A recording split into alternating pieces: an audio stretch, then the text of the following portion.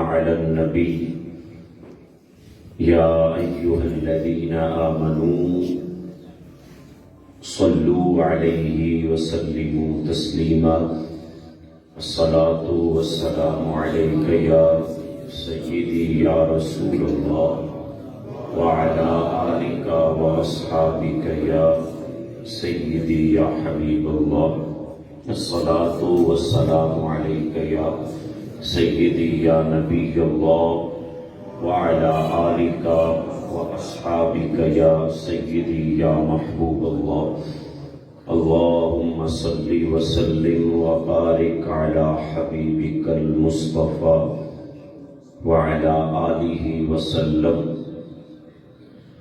لي خمسة نطفي بها حر الوباء الحاتمة المصطفى والمرتضى وابناهما والفاطمة الله رب محمد صلى عليه وسلم نحن عباد محمد صلى عليه وسلم حمد و صلاة کے بعد قابل صد عزت و احترام معززین حاضرین و سامعین کرام، ماہانہ درس قرآن و حدیث کے اس عظیم اور اصلاحی اور روحانی مجلس میں ایک مرتبہ پھر ہم سب حاضر ہیں۔ گزشتہ ایک دو نشستوں سے ہم ایک انتہائی اہم اور پیارے عنوان کو لے کر چل رہے ہیں کہ جس ہستی سے، جس ذات سے ہمیں محبت ہے، ہمارے محبوب کو کیا اچھا لگتا ہے اور کیا برا لگتا ہے۔ ہمارے محبوب رب کریم و رحیم رب العالمین کی پسند کیا ہے اور رب العالمین کی ناپسند کیا ہے، اور یہ جاننا اس لیے بھی ضروری ہے کہ محبت اس وقت تک کامل ہی نہیں ہوتی جب تک محبوب کی پسند اور ناپسند کا علم نہ ہو اور محبوب کی پسند اور ناپسند کا لحاظ نہ ہو۔ ایک کام جو میرے رب کو ناپسند ہے، اگر ہم نمازیں بھی پڑھیں، روزے بھی رکھیں، حج بھی کریں، لیکن وہ کام بھی کریں جو اللہ کو ناپسند ہے، تو ہماری ساری عبادتیں بیکار ہو جائیں گی۔ تو ہمیں کوشش کرنی چاہیے کہ ہم وہ کام کریں جو ہمارے رب کو پسند ہے۔ اس حوالے سے آج ہماری تیسری نشست ہے، اور قرآن مجید فرقان حمید کی جو آیت بینہ کا جز میں نے پڑھا ہے، اس میں اللہ پاک فرماتا ہے ان اللہ یحب المتقین۔ اللہ فرماتا ہے مجھے تقوی اور تقوی والے، جو عمل تقوی ہے وہ بھی، اور جو تقوی اختیار کرتے ہیں متقین، مجھے یہ بہت پسند ہیں، اور اس حد تک پسند ہے کہ میں متقین سے محبت کرتا ہوں۔ محبوب بھی محبت کرتا ہے تقوی سے اور متقین سے۔ قرآن مجید فرقان حمید میں 60 مقامات سے زائد جگہوں پر تقوی کا ذکر کیا گیا ہے، 60 سے زائد جگہوں پر، اور اسلام کے اندر تقوی کو ایک بنیادی، اساسی اور بیسک حیثیت حاصل ہے، اور اس قدر بنیاد ہے تقوی کہ ہم پر جتنی عبادتیں اللہ نے لازم کی ہیں ان تمام عبادتوں کا مقصد اللہ نے یہ بیان فرمایا کہ ہم متقی بن جائیں۔ تقوی اور متقین، انسان کی جو زندگی ہے، انسانی زندگی جو اللہ نے ہمیں دی ہے، اس میں انسان سب اس کے پاس قیمتی اشیاء ہوں، بہت مال و دولت ہو، بہت امیر ہو، بہت زیادہ عزت ہو، لیکن اگر وہ کلمہ طیبہ لا الہ الا اللہ محمد الرسول اللہ کا اقرار نہ کرے تو اس کی عزت، اس کی دولت سب بیکار ہے۔ کوئی عزت نہیں ہے اس کی جو خدا کی توحید اور اس کے نبی کی رسالت کا اقرار نہ کرے۔ اسی طرح ایک شخص کلمہ توحید کا اقرار کرے لیکن وہ تقوی کی دولت اس کے پاس نہ ہو، وہ اقرار کرتا ہے توحید و رسالت کا، تقوی سے محروم ہے، تقوی سے محروم ہے، تو جس طرح وہاں اس کا مال و دولت کسی کام کا نہیں ہے، اسی طرح یہاں پر اس کا کلمہ طیبہ بھی کام نہیں آئے گا جب تک کہ کلمہ طیبہ کے ساتھ اسے تقوی کی دولت نصیب نہیں ہوگی، اور جب تک یہ تقوی حاصل نہیں کرے گا۔ ہمیں بعض جگہوں پر تقوی سے اتنا ڈرا دیا گیا ہے کہ ہمیں لگتا ہے یہ بہت کوئی مشکل کام ہے، کوئی اللہ کے ولی ہوں گے جو متقی ہوں گے اور تقوی اختیار کریں گے، تو اس لیے ہم ڈر کے مارے اس کے نزدیک نہیں آتے۔ تو ایسی کوئی بات نہیں ہے۔ تقوی کے 3 درجے بیان کیے گئے ہیں اور وہ میں آپ کو ذکر کروں گا، بتاؤں گا، تو یہ کوئی اتنی عجیب و غریب یا اتنی مشکل بات نہیں ہے، لیکن بغیر تقوی کے ہمارا کلمہ کا اقرار فائدہ مند نہ ہوگا۔ کیوں؟ اس لیے کہ اللہ پاک نے ہر عبادت کا مقصد ہی تقوی بیان فرمایا۔ وہ میں اس پر آتا ہوں، اس پر میں آیات آپ کے سامنے رکھتا ہوں۔ تقوی کہتے کسے ہیں؟ تقوی کا معنی ہوتا ہے پرہیزگاری۔ ڈاکٹر دوائی دیتا اور کہتا ہے جی یہ پرہیز کرنی ہے، وہ کچھ پرہیزیں ہیں، ڈاکٹر کی بتائی ہوئی پرہیز آپ کرتے ہیں تو اسے آپ پرہیز کہتے ہیں۔ کچھ پرہیزیں رب کی بتائی ہوئی ہیں، اللہ نے بھی کچھ پرہیزیں بتائی ہوئی ہیں کہ دوا تب اثر کرے گی، یہ کلمہ طیبہ، یہ دوا تب اثر کرے گی، ساتھ پرہیز بھی ہوگی، اور اسی کا نام ہم رکھتے کیا ہے؟ پرہیزگاری۔ یہ بندہ بڑا پرہیزگار ہے، تو پرہیز کا مطلب پرہیز ہی ہے۔ جو ڈاکٹر کہتا ہے جی آپ نے پرہیز کرنی ہے، یہ وہی مطلب ہے، کوئی نئی چیز نہیں ہے۔ تو تقوی کا مطلب ہے پرہیزگاری، یعنی کچھ پرہیز ہیں جو اللہ نے دوا کے ساتھ ساتھ بتائی ہوئی ہیں، وہ ان پر عمل کرنا، پرہیز کرنی ہے ہمیں۔ اور دوسرا اس کا مطلب ہوتا ہے بچنا، وہ پرہیز کا بھی مطلب وہی ہے، بچنا ہے کچھ چیزوں سے، یا اس کا مطلب ہوتا ہے تقوی کا ڈرنا۔ اتقوا اللہ کہا جاتا ہے، واتقوا اللہ کہا جاتا ہے، اللہ سے ڈرو، اللہ سے ڈرو، تو ایک مطلب ہے اس کا ڈرنا۔ نتیجہ جو ہے، نتیجہ مطلب پرہیز ہی ہے، کیونکہ آپ کو ڈرایا جاتا ہے ایک چیز سے تو تبھی آپ اس سے پرہیز کرتے ہیں۔ ڈاکٹر کہتا ہے جے تو اے کھادا تے تینوں اے ہو جانا، اب بندہ ڈر گیا کہ میں یہ کھاؤں گا تو مجھے نقصان ہو جائے گا، تو اس بندے نے پرہیز کر لی اس چیز سے۔ تو ڈرنا ہے اور ڈر کے پرہیز کرنا ہے، تو پرہیز کے پیچھے بھی ڈر ہوتا ہے۔ یہ نظام کائنات ہے، یہ اللہ کا نظام قدرت ہے۔ جزا اور سزا کا تصور اکٹھا رکھا ہے اللہ نے۔ اگر صرف سزا ہی سزا ہوتی تب بھی نظام نہیں تھا، اور صرف جزا ہی جزا ہوتی، جیسے ہم سوچ کے بیٹھے ہوں کہ ہمیں کیا ضرورت ہے، ہم تو جنتی ہیں، اگر صرف جزا ہی جزا ہوتی پھر بھی نظام نہیں چلنا ہے۔ اللہ نے جزا اور سزا اکٹھا رکھا ہے، دونوں نظام رکھے ہوئے ہیں اللہ نے، اور یہ دونوں ہوں گے تو نظام چلتا ہے۔ قانون کیا ہوتا ہے؟ قانون میں سزا بھی ہوتی ہے اور جزا بھی ہوتی ہے، تبھی اس پر عمل کیا جاتا ہے۔ جیسے بچے اسکول میں پڑھتے ہیں اور کہا جائے کہ بچوں کوئی پاس فیل، کوئی آپ کا امتحان نہیں ہونا، کون پڑھے گا؟ آج بچوں کو پتا چل جائے کہ ان کا امتحان نہیں ہونا، اب بچہ محنت کیوں کر رہا ہے؟ فیل ہونے کے ڈر سے۔ اور کیوں محنت کر رہا ہے؟ پاس ہونے کے لالچ میں۔ تو اسی طرح اللہ نے دو نظام بنا دیے ہیں، جنت اور دوزخ۔ اس سے ڈرنا ہے اور اس کی طلب کرنی ہے، تبھی نظام چلے گا۔ اگر صرف جنت ہی جنت ہوتی تو عمل کی کیا ضرورت تھی؟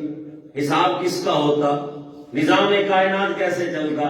پھر تو ہر کوئی اپنی مرضی کرتا کہ اور کوئی آپشن ہی نہیں ہے، صرف جنت ہی جنت ہے تو ادھر ہی جانا ہے۔ تو یہ نظام کائنات ہے۔ اسی لیے گھر میں جو گھر وہی کامیاب ہوتا ہے جس گھر میں باپ پیار بھی کرتا ہو اور ڈنڈا بھی چلاتا ہو، وہی گھر کامیاب ہوتا ہے۔ یہ بزرگ سمجھتے ہیں اس چیز کو، جڑا پیو صرف لاڈ ہی کرے وہ اولاد بھی گئی، اور جو باپ صرف سختی ہی کرے وہ بھی گئی، وہ بھی اولاد باغی ہو جاتی ہے، اور وہ اولاد زندگی میں ہی باپ کو چھوڑ دیتی ہے، نافرمان ہو جاتی ہے۔ اس لیے نظام چلانا ہے تو یوں ہی چلانا ہے کہ اچھی بات پہ تعریف ہونی چاہیے، اپنی اولاد کی بھی تعریف ہونی چاہیے، اچھی بات پہ ان کی عزت ہونی چاہیے، اور بری بات پہ ان کی ٹھکائی بھی ہونی چاہیے، جنہوں کہتے ہیں چھترول بھی ہونی چاہیے۔ کیونکہ حدیث پاک میں آتا ہے کہ باپ کا جو کوڑا ہے نا وہ سامنے دیوار کے لٹکا ہونا چاہیے۔ کروں بیوی بچے نے اندر وڑن تے پہلی نظر انہاں دی، پنجابی جی آکھو تے ابے دی ڈانگ تے پوے، پہلی نظر دی ابے دی، ہر بچے دی یا بیوی دی ابے دی ڈانگ سامنے۔ یہ حدیث بتا رہا ہوں، کوڑا سامنے ہونا چاہیے باپ کا۔ یہ تربیت کا عمل ہے۔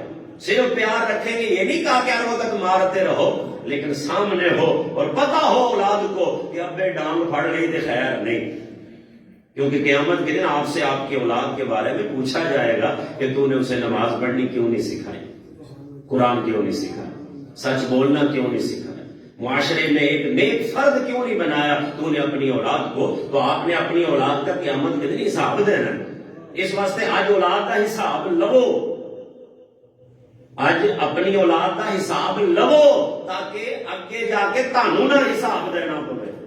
اور اگر آج آپ نہیں اولاد کا حساب لیتے تو قیامت کے دن آپ کو تو دینا ہے۔ قُوا أَنفُسَكُمْ وَأَهْلِيكُمْ نَارًا، قرآن میں اللہ نے واضح کہا تھا کہ خود کو اور اپنے بیوی بچوں کو آگ سے بچانا ہے تم نے۔ تو اللہ پوچھے گا کہ کیوں نہیں سکھایا، اسے دین کیوں نہیں سکھایا، اسے قرآن کیوں نہیں سکھایا۔ اس لیے یہ چیز ضروری ہے۔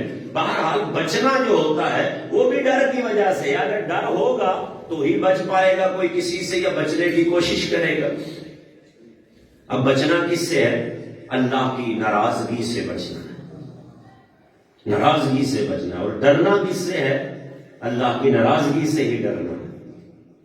یہی ڈر اور یہی لالچ ہونا چاہیے۔ لالچ یہ ہو کہ رب راضی ہو جائے، اور ڈر یہ ہو کہ اللہ ناراض نہ ہو۔ یہ ہے تقوی۔ اب ذرا غور کیجئے گا، ہم بارہا مرتبہ جب یہ کہتے ہیں اللہ سے ڈرو، اللہ سے ڈرو، تو ڈرتا تے بندہ ہوتا ہے کسی ڈرونی شاید۔ تو جب آپ کہتے ہیں اللہ سے ڈرو، اللہ سے ڈرو، تو اللہ تو معاذ اللہ ایسا نہیں ہے کہ یہ بندہ ڈر گیا جی اس سے، کس سے؟ بہت پیاری چیز تھی اور اس سے یہ ڈر گیا۔ کبھی ایسا ہوتا ہے؟ وہ ڈرونی چیز تھی اس لیے ڈرتا ہے۔ تو جب آپ بار بار کہتے ہو اللہ سے ڈرو، اللہ سے ڈرو، تو کہیں کوئی یہ نہ سمجھ لے کہ معاذ اللہ، اللہ معاذ اللہ، معاذ اللہ، کہ اللہ کوئی ایسی ذات ہے جو بڑی ڈرونی ہے اور اس سے ڈرنا چاہیے۔ یہ مطلب نہیں ہے۔ اللہ سے ڈرنے کا مطلب ہے ایسے ڈرو جیسے محب اپنے محبوب سے ڈرتا ہے۔ وہ کیسے ڈرتا ہے؟ محب محبوب سے کیسے ڈرتا ہے؟ اگر محبت کی ہے یا محبت کو سمجھتے ہیں تو آپ کو اس بات کا علم ہوگا، محبوب ڈرونا نہیں ہوتا لیکن محب ڈرتا رہتا ہے۔ اب اس طرح ڈرو جس طرح محب محبوب سے ڈرتا ہے، اور وہ ڈر کیا ہوتا ہے کہ محبوب ناراض نہ ہو جائے۔ یہ ہے ڈر۔ یہ ہے مطلب جب آپ کو کہا جاتا ہے اللہ سے ڈرو تو مطلب یہ ہے اس کی ناراضگی سے ڈرو، اس کی نافرمانی سے ڈرو۔ تو محب ساری زندگی محبوب سے ڈرتا ہے، اور وہ ڈر اس بات کا ہوتا ہے کہ کہیں اس کی نافرمانی نہ ہو جائے، بے ادبی نہ ہو جائے، کہیں وہ ناراض نہ ہو جائے۔ تو یہ مطلب ہوتا ہے جہاں بھی آپ پڑھیں یہ چیز کہ اللہ سے ڈرو تو اس کا یہ مطلب ہے۔ اب عام طور پہ تو میں نے آپ کو یہ اس کا معنی بتایا ہے، اور بعض لوگوں نے اس کی تعریفات بھی کی ہیں۔ تقویٰ کہتے کسے ہیں؟ تو کہا جی تقویٰ دل کی ایک ایسی کیفیت کا نام ہے، یعنی تقویٰ دل کی کیفیت کا نام ہے کہ جس میں ہر وقت رب کو حاضر و ناظر جانتے ہوئے نیکی کرنے کی طرف رغبت پیدا ہو اور برائی سے نفرت پیدا ہو جائے، اس کو تقویٰ کہتے ہیں۔ یہ تو بزرگوں کی مشکل تعریفات ہیں، یوں سمجھ لیں وہ اپنے بڑے ان کے انداز ہیں، بڑی تعریفات ہیں، اور اگر سادے لفظوں میں کیونکہ سادی بات میں اکثر کرتا ہوں، سادے لفظوں میں اگر آپ بات کو سمجھیں تو تقویٰ کیا ہے، اس سے آسان اور تعریف آپ کو اس کی نہیں ملے گی۔ تقویٰ یہ ہے کہ تیرا مالک و مولا تجھے وہاں نہ دیکھے جہاں سے اس نے تجھے منع کیا ہے، بس جہاں وہ نہیں چاہتا کہ تو وہاں ہو وہاں تو نہ ہو، بس یہ تقویٰ ہے۔ تیرا مالک و مولا جہاں تجھے دیکھنا نہیں چاہتا وہاں تو نہ ہو، بس یہ ہے تقویٰ۔ تیرا رب چاہتا ہے کہ تو یہاں نہیں ہونا چاہیے تو وہاں تجھے نہیں ہونا چاہیے۔ تیرا رب یہ چاہتا ہے کہ تجھے یہ نہیں کرنا چاہیے تو تجھے نہیں کرنا چاہیے، بس یہ تقویٰ۔ مجھے بتائیں کتنا مشکل ہے یہ۔ ہمیں لگتا ہے کہ تقویٰ ولیوں کا کام ہے، تقویٰ بہت بڑا کام ہے، تقویٰ بڑی تقوی کی گل کر لو کہ نہیں یہ ساڈے بسوں باہر ہے۔ بسوں باہر کیا مطلب ہے اس بات؟ تقویٰ کا مطلب یہ ہے کہ رب نے جس سے روکا رک جاؤ، رب نے جو کرنے کا کہا کر لو، جس سے روکا رک جاؤ، بس یہ تقویٰ ہے۔ کیا مشکل ہے اس میں؟ اللہ میرا رب کہتا ہے کہ سچ بولو، تو کیا پرابلم ہے؟ سچ بولنا مشکل ہے؟ سچ بولنے میں تکلیف ہے؟ سچ بولنا وزنی ہے؟ خون میں کمی ہو جاتی ہے، وائٹ سیل کم ہو جاتے ہیں سچ بولنے سے؟ کیا پرابلم ہے؟ کہاں پرابلم ہے؟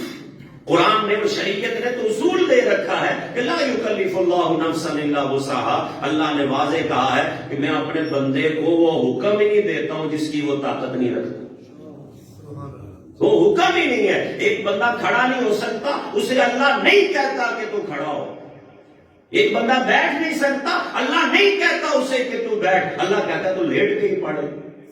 یہ کھڑا نہیں ہو سکتا، اللہ کہتا ہے کوئی بات نہیں، قیام فرض ہے، نماز میں قیام فرض ہے، اگر قیام نہیں کریں گے تو نماز ہی نہیں ہوگی۔ لیکن ایک بندہ نہیں کھڑا ہو سکتا، اللہ کہتا ہے کوئی بات نہیں، بیٹھ کے پڑھ۔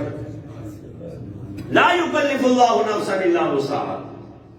اگر آپ کو لگتا ہے کہ اسلام ہم پر کوئی بوجھ ڈالتا ہے، اسلامی حکم ہمارے لیے مشکل پیدا کرتے ہیں، تو کوئی ایک حکم مجھے بتائیں کہ جو آپ کو لگ رہا ہو کہ اے ساڈی طاقتوں باہر سانو دیتا ہے اللہ کہتا ہے حلال کھاؤ، کیا پرابلم ہے اس میں؟ اللہ کہتا ہے سچ بولو، اللہ کہتا ہے وعدہ کر دے جے تے پورا کرو، اللہ کہتا ہے گانا نہ کٹو، کیا پرابلم ہے اس میں؟ کیا مشکل ہے؟ کہ کیا مشقت ڈال دی گئی ہے آپ پر کہ آپ کو یہ مشکل لگ رہا ہے؟ کچھ بھی نہیں ہے، یہ صرف اور صرف شیطان کا وہ وسوسہ ہے ہمارے دلوں میں۔ ہم شیطان کے ہاتھوں میں ایسے قید ہو چکے ہیں کہ ہمارے سمجھو کام کرنے کی نیت نہ ہوئے تے پھر بندہ انجے بہانے بنا لینا، لو جی اب ہونے نہیں، یہ تو بڑا اوکھا کام ہے، کہ میں کریے کہ میں کرنا ہو تو کر لیتے ہیں۔ یہ جنہیں نہ کرنا ہوئے نا، مطلب سمجھو نہ ہی سمجھیے، جنہیں نہ شاید کام کرنا ہوئے وہ انج دیاں گلاں انج دے بہانے شیطان دے دل دے وچ یہ وسوسے پیدا کرتا، ورنہ ایسا کچھ بھی نہیں ہے۔ تقویٰ بس یہ ہے کہ تیرا رب جہاں تجھے دیکھنا نہیں چاہتا وہاں تو اسے نظر نہ آئے، بس اس نے جس سے من پرہیز کیا، پرہیز میں نے آپ کو تقویٰ کا مطلب بتایا، پرہیز کرنی ہے۔ اللہ نے چیزیں بتائی ہیں، ان چیزوں سے تم نے پرہیز کرنی ہے اور یہ خوراک استعمال کرنی ہے۔ اب نہیں کریں گے تو نقصان اللہ کا، ساری کائنات ہی اس کو ماننا چھوڑ دے، اس کا کیا نقصان ہے؟ آپ میں سے ہم میں سے کوئی شخص بھی تقویٰ اختیار نہ کرے تو جدا نقصان ہے، نہیں پرہیز نہیں کریں گے تو ساڈا نقصان۔ ڈاکٹر کا کیا نقصان ہے؟ ڈاکٹر تو کہہ دے گا پرہیز کرو، آپ نہیں کرتے ہو تو آپ اپنا نقصان کر رہے. اس لیے یہ تصور پہلے ذہن سے نکال دیں کہ تقویٰ کوئی بہت بڑی شے ہے، بہت عظمت بڑی ہے اس کی. مقام کی بات نہیں میں کر رہا ہوں، مقام میں وہ بہت بڑا ہے، تقویٰ بہت اعلیٰ مقام ہے. یہ بڑی شے مطلب کہ ہمارے بس میں نہیں ہے، ولیوں کا کام ہے. نہیں نہیں نہیں، ایسا کچھ بھی نہیں. بس تقویٰ سمپل یہ چیز. حضرت عمر رضی اللہ تعالیٰ عنہ، حضرت کعب جو ہے، حضرت کعب صوفی ٹائپ بندے تھے، صوفی ٹائپ. تو حضرت عمر جو ہے وہ امیر المومنین ہیں، خلیفۃ المسلمین ہیں، فقیہ ہیں، مجتہد صحابی تھے. تو حضرت کعب سے ایک دن پوچھنے لگے، کعب ذرا سمجھاؤ ہاں تقویٰ ہوتا کیا ہے؟ عمر پوچھ رہے ہیں حضرت عمر حضرت کعب سے، کیونکہ وہ ذرا تصوفانہ مزاج تھا ان کا. مزاج کی بات ہے، اپنا اپنا شعبہ ہوتا ہے. اب کوئی مجھ سے آ کے پوچھے جی بیٹری کی میں چارج کرنی ہے تو میں انہوں کی میں دساں گا، جو دساں گا میں وہی بیٹری تباہ کروں گا. جو آپ کا شعبہ ہے آپ اس میں رہا کریں. ہاں ایک میں کہا کرتا ہوں کہ دین ایسا شعبہ ہے جس میں سارے ہی مفتی ہیں، سارے ہی عالم ہیں. ساڈی گل سے بھی بعض دفعہ آ جاتے ہیں، حالانکہ ان کا شعبہ نہیں ہے. تو ایک دین اسلام کو ہم نے اتنا یتیم بنایا ہوا ہے کہ جیتا دل کرتا ہے اٹھ کے مسئلہ بیان بھی کرنا شروع کر دینا ہے، تو آپ ہی مسئلے کٹ کے شروع کر دینا ہے. آپ کا جو شعبہ ہے آپ اس میں رہیں، ورنہ آپ نقصان اٹھائیں گے. میں اٹھ کے کسی نے ٹیکا لانا شروع کرتا تو میں نے مارا گا ہی نا انہوں، کیونکہ میرا شعبہ نہیں ہے. تو جس کا جو شعبہ ہے وہ اس میں رہے، اور جس کا جو شعبہ ہے اللہ نے قرآن میں واضح حکم دیا فَاسْأَلُوا أَهْلَ الذِّكْرِ إِن كُنتُمْ لَا تَعْلَمُونَ. کسی گل کا پتہ نہ ہوئے تو جا کے جنہوں نے پتا ہے انہوں نے پوچھا کرو، آپ نہ شروع ہو جایا کرو. یہ اللہ کا حکم ہے، اس لیے اپنے شعبے میں رہنا چاہیے ہمیں. تو حضرت کعب سے حضرت عمر پوچھ رہے، حضرت عمر بھی صحابی ہیں اور حضرت کعب سے مرتبے میں بڑے ہیں. کہہ رہے کعب ذرا بتاؤ تقویٰ کیا ہوتا ہے؟ سمجھاؤ، گل سمجھاؤ ذرا. گل سمجھنا مقصد ہونا چاہیے، علمیت جھاڑنا یا لفاظی مقصد ہونا ہی نہیں چاہیے. تو حضرت کعب نے بھی یہ نہیں کہا کہ آپ کو پتا ہوگا. کہا چلے اچھا. کہنے لگے عمر کبھی آپ ایسے راستے پہ چلے ہیں جس میں چاروں طرف ہی خاردار کانٹوں والی جھاڑیاں ہوں، کبھی ایسے راستے پہ آپ چلیں؟ ہاں کئی مرتبہ ہوا ہے، عرب کے صحراؤں میں ہم جاتے ہیں، بڑی جھاڑیاں ہوتی ہیں، چاروں طرف جھاڑیاں ہوں. عمر ان جھاڑیوں والے راستے سے آپ کیسے گزرے؟ کہا میں نے نا سب سے پہلے اپنے دامن کو یوں سمیٹا اور میں ڈرتے ڈرتے کانٹوں سے بچتے بچتے وہاں سے گزرا. حضرت کعب نے کہا اسی کو تقویٰ کہتے ہیں. یہی تقویٰ ہے. یہ دنیا، اس دنیا کی خواہشات، یہاں کی شیطانی طاقتیں چاروں طرف سے گھیرے ہوئے ہیں انسان کو، اور خاردار راستے ہیں، اور کوئی پتہ نہیں چلتا انسان کو کہ کب وہ برائی میں مبتلا ہو جائے. اتنے ٹھکانے ہیں برائی کے، اتنی شکلیں ہیں برائی کی کہ بچنا ہی ناممکن لگتا ہے. کہا یہ دنیا جو ہے یہ اس حالت میں چاروں طرف سے کانٹوں کی صورت میں یہ راستوں پر کھڑی ہے، اور اس سے اپنے دامن کو بچاتے ہوئے ڈرتے ڈرتے اس سے گزر جاؤ. بس یہ تقویٰ. اپنے آپ کو بچانا ہے، پرہیز اسی کا نام. اپنے آپ کو آپ نے ان کانٹوں سے بچانا ہے، کیونکہ یہ نہیں بچاؤ گے لباس بھی پھٹے گا، جسم بھی چل جائے گا، جسم میں بھی کانٹے لگیں گے تو نقصان اپنا ہوگا. اس لیے یہ ہے حضرت کعب کہنے لگے اس کو تقویٰ کہتے ہیں. اچھا ایک اور چیز ذہن میں رکھیں آپ کہ تقویٰ کا جو ایک درجہ ہے جو کہ سب سے ادنا درجہ سمجھا جاتا وہ یہ ہے کہ آپ کفر و شرک سے، کبیرہ بڑے گناہوں سے بچ جائیں. یہ بھی ایک تقویٰ ہے، اگرچہ یہ لو لیول ہے لیکن یہ بھی ایک تقویٰ ہے. اور ہائی لیول تقویٰ جو ہوتا ہے وہ یہ ہوتا ہے کہ آپ صغیرہ گناہوں سے بھی بچیں، کسی قسم کے گناہ سے بھی آپ جو ہے وہ بچیں، صغیرہ سے بھی آپ بچیں. یہ ہے بڑے لیول کا تقویٰ. لیکن وہ بھی تقویٰ ہے جہاں یہ کہا گیا تقویٰ اختیار کرو، اگر کوئی حرام سے بچتا ہے، گناہ کبیرہ سے بچتا ہے تو اسے بھی متقی کہا جائے گا، وہ بھی متقی ہے. اس لیے یہ بھی ایک ذہن میں ہمیں رکھنا چاہیے. اور پھر جو اعلیٰ چیزیں ملتی ہیں، مطلب آپ یہ سمجھیں کہ ہمیں کچھ اسپیشل چاہیے ہوتا ہے تو اس کے لیے کچھ اسپیشل کرنا پڑتا ہے۔ دیکھیں آپ اگر ولی بننا ہے آپ نے، آپ کہیں گے میں 5 ٹائم نماز پڑھاں گا پابندی نہ تو میں ولی بن جاؤں گا، نہیں، فرض پڑھنے سے بندہ ولی نہیں بنتا، فرض پڑھنے سے بندہ اچھا پہلا درجہ ہے مومن کا، اس سے اوپر ہے ولایت، یعنی ولی مومن ہوتا ہے لیکن جو مومن کامل ہوتا ہے وہ ولی ہوتا ہے۔ ولی کیسے بنتا ہے؟ فرض نماز پڑھنے سے نہیں، فرض نماز پڑھنے سے آپ مومن بنتے ہیں اور نفل پڑھنے سے آپ ولی بنتے ہیں۔ ایکسٹرا چاہیے نا آپ کو، ایمان سے ایکسٹرا چاہیے تو ایکسٹرا کرنا بھی پڑے گا، اضافی کرنا بھی پڑے گا۔ جو آپ پر فرض ہے وہ تو کرنا ہی کرنا ہے۔ آپ زکوٰۃ دیتے ہیں تو آپ سخی ہیں، کبھی غور کرنا، آپ زکوٰۃ دیتے ہیں آپ سخی ہیں، زکوٰۃ کے علاوہ اگر دیتے ہیں تو آپ کیا ہیں؟ آپ زکوٰۃ دیتے ہیں آپ کو سخی نہیں کہا جائے گا کیونکہ یہ تو فرض ہے، آپ اس دائرے میں ہیں، آپ زکوٰۃ دے رہے ہیں، لیکن اگر آپ زکوٰۃ کے علاوہ صدقات دیتے ہیں، جو آئے اس کو دیتے ہیں، تب آپ کو سخی کہا جائے گا کہ یہ سخی ہے۔ اسی طرح حدیث میں کیا آتا ہے، بخاری اور مسلم کی حدیث ہے، وہ حدیث آپ نے طویل سنی ہوگی، میں وہ تفصیل میں نہیں جاتا ہوں۔ اللہ فرماتا ہے جب بندہ، اب لفظ سنے حدیث کے بخاری کے، کہ جب بندہ نوافل کے ذریعے میرا قرب حاصل کر لیتا ہے، میرے قریب ہو جاتا ہے، تو پھر میں بھی اس کے اتنا قریب ہو جاتا ہوں کہ میں اس کے ہاتھ بن جاتا ہوں، میں اس کی آنکھیں بن جاتا ہوں، میں اس کی زبان بن جاتا۔ یہ حدیث سنی ہے آپ نے بخاری اور مسلم کی، اس میں یہ لفظ ہے کہ بندہ جب نوافل کے ذریعے، اور غوث پاک کا مہینہ ہے، کیا شان غوث پاک کی آپ بیان کرتے ہیں، 40 سال عشاء وضو الفجر پڑھی، اور وضو کر کے عشاء بھی پڑھ لی تے وضو الفجر بھی پڑھ لی تے پوری رات کی کیتا۔ یہ نفل ہے، فرض پڑھنے سے ولی نہیں بنتا ہے۔ آپ کو ولی بننا ہے تو آپ کو ہر ولی کا جو سیرت آپ پڑھتے ہیں اس میں آپ کو پڑھنے کو ملے گا کہ پچھلی راتی عبادت کر دے سی، ساری رات کھلوتے رہنے سی، پیراں ورم آ جاندے سی، رات بھر کھڑے رہنا، عشاء تو 20 منٹ میں ہو جائے گی، 25 میں ہو جائے گی، چلو 30 لا لو، اس کے بعد کیوں کھڑے ہیں؟ نفل پڑھ۔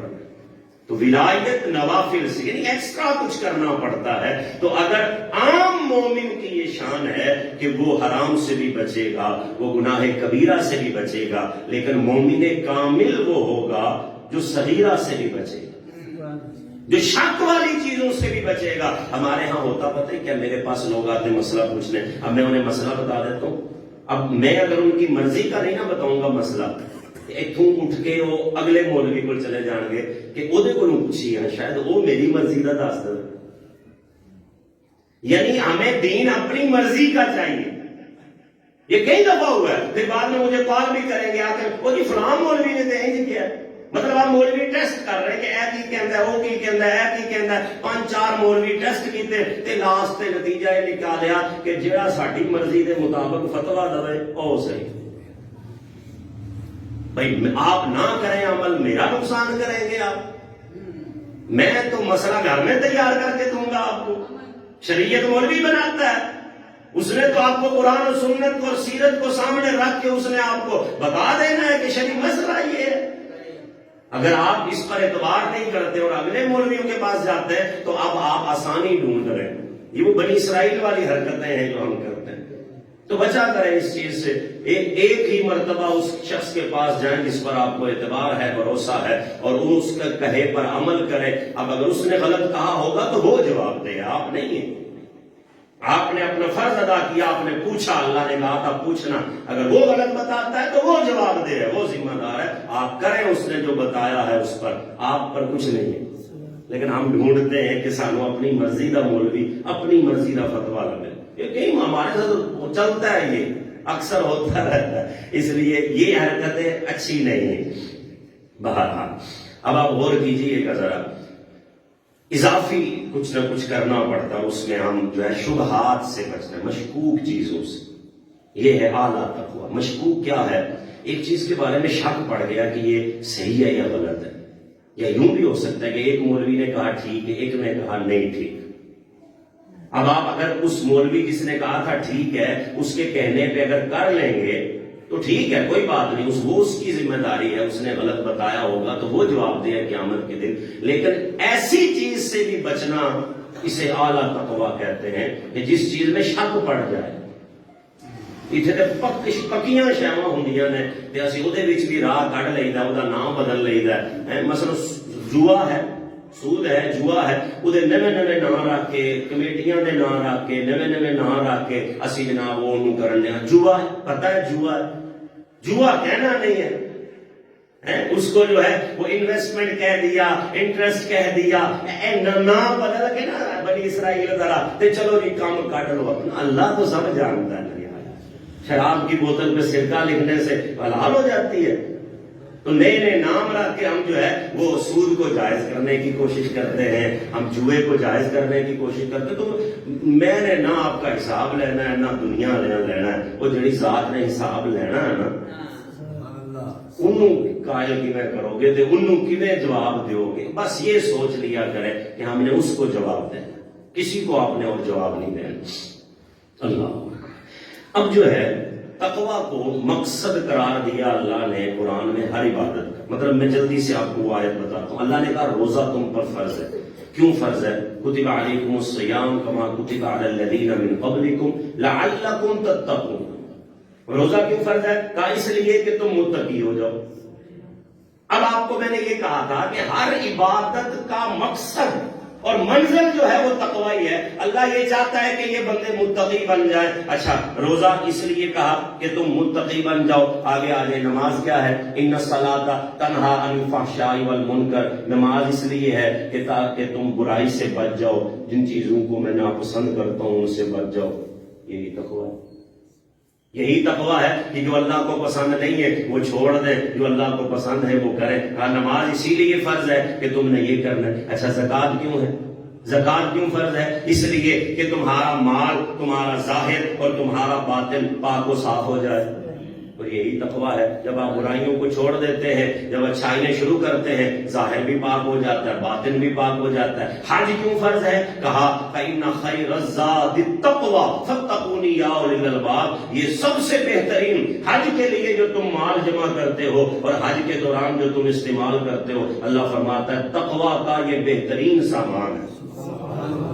اس لیے ہے. اچھا قربانی کیوں ہے؟ قربانی اللہ فرماتا ہے لن ینال اللہ لحومها ولا دماؤها ولکن ینالہ التقوی منکم. اللہ فرماتا ہے یہ تمہارا گوشت بھی مجھ تک نہیں آتا، یہ خون بھی مجھ تک نہیں آتا. جو تم قربانی کرتے ہو نا، بس وہ تمہارا تقوی ہے جو مجھ تک پہنچتا ہے. جتنی عبادتیں فرض ہیں ہم پر، بڑی عبادت ہے، ان تمام کا مقصد بتایا اللہ نے تقوی ہے. اللہ چاہتا ہے متقی ہو جائیں. اب ہم یہ سارے کام کریں لیکن تقویٰ کی طرف نہ جائیں تو یہ سارے کاموں کا جب مقصد ختم ہو گیا تو سمجھ لیں کہ وہ اس کا ثواب اور وہ سب کچھ بھی ختم ہو گیا. ہمیں پیدا کرنے کا اللہ کا جو مقصد تھا اگر ہم نے وہ پورا نہ کیا تو سمجھو ہمارا آنا ہی بیکار ہو گیا. نماز کا مقصد یہ تھا کہ ہم برائی سے بچ جائیں، وہ مقصد نہیں پورا ہوا تو نماز پڑھنے کا فائدہ نہیں رہا، اس کا کوئی ثواب نہیں. یہ آپ چیزیں ذہن میں رکھیں. اس کو آگے آ جائیں. قرآن حکیم میں اللہ پاک نے ایک آیت میں نا متقین کے بارے میں کچھ کام بتائیں کہ متقین کیا ہوتے ہیں. بڑی غور کیجئے گا اس آیت پر. قرآن ہے لیس البر ان تولوا وجوہکم قبل المشرق والمغرب. اللہ فرماتا ہے نیکی یہ نہیں ہے کہ تم مشرق کی طرف منہ کر لو یا مغرب کی طرف منہ کر لو. بڑا انداز ہے، بڑا انداز خطاب ہے میرے رب کا. اور تھوڑا سا غور کریں. اگر یہ ہم منہ کر کے ادھر کھڑے ہو گئے اور ادھر چلے جائیں، جس بھی گھر میں جائیں تو کسی کا منہ مشرق کی طرف ہے، کسی کا مغرب کی طرف ہے.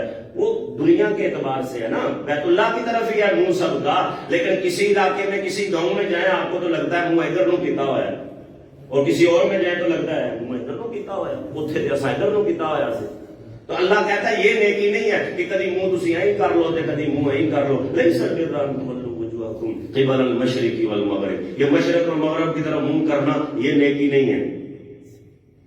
ہم تو اسی کو سمجھتے تھے کہ یہی سب کچھ ہے. نیکی یار کیا ہے؟ کہا ولکن البر من آمن باللہ والیوم الآخر والملائکۃ والکتاب والنبیین. کہا نیکی یہ ہے کہ سب سے پہلے تم اللہ پر، قیامت کے دن پر، فرشتوں پر، کتابوں پر اور نبیوں پر ایمان لے کے آؤ، یہ نیکی ہے۔ اب آپ نماز شروع کر دیا، آپ نے منہ ادھر کر کے کھڑے ہو کے ادھر کر کے، اور ان چیزوں کا علم بھی نہیں ہے، ان چیزوں کا پتہ نہیں ہے، ان چیزوں کے بارے میں ایمان نہیں ہے، تو یہ منہ ادھر ادھر کرنے سے کوئی فرق نہیں پڑتا، نمازیں پڑھنے سے کوئی فرق نہیں پڑے گا اگر یہ پہلا ایمان نہیں ہے۔ آخرت پر ایمان کا مطلب کیا ہے؟ قیامت ہوگی، یقیناً ہوگی، ایک نہ ایک دن قیامت ہوگی، یہ مطلب ہے آخرت پر ایمان کا۔ یہ تو اسی سارے مانتے ہیں، یہ تو ہم سب کہتے ہیں۔ آخرت پر ایمان یہ ہے کہ وہ کیوں ہوگی، آخرت ہونی کیوں ہے؟ ختم ہو جائیں، زندگی گزار لی ہے، 4 دن کی تھی یا 6 کی تھی، گزار لی ہے، مر گئے ہیں، بس کام ختم ہو جانا چاہیے، پھر اٹھا کے پھر سب کو جمع کرنا کیوں ہے؟ یہ ہے آخرت پر ایمان۔ آخرت پر ایمان یہ نہیں ہے اور یہ کیا